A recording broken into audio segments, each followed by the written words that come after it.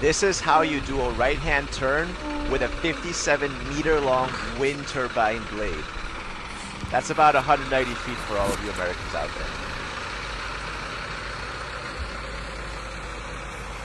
As big as this blade is only one of 188 blades being transported from an airfield to a wind farm in Scotland.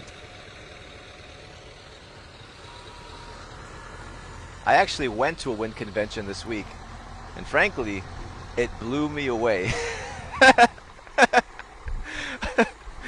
Oh my god, had to do it, guys, had to do it.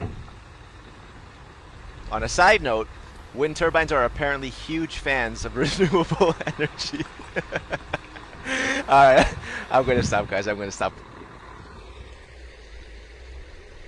How crazy is this?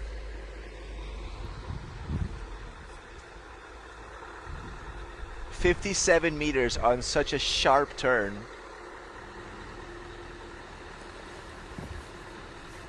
Just planning the routes ahead of time must be so tricky.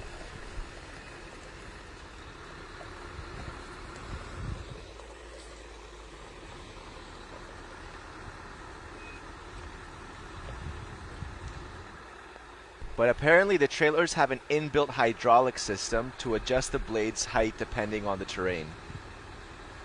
And you can see how the wheels turn at an angle. Basically driving straight. I mean, this is just crazy.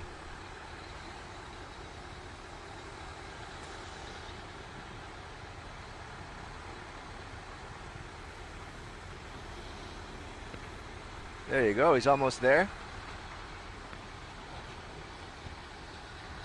And I mean, this is just one turn of his entire journey. I mean, big respect to those truck drivers, because this is not easy.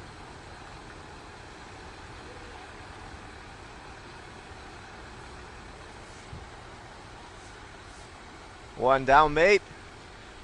And another 197 blades to go.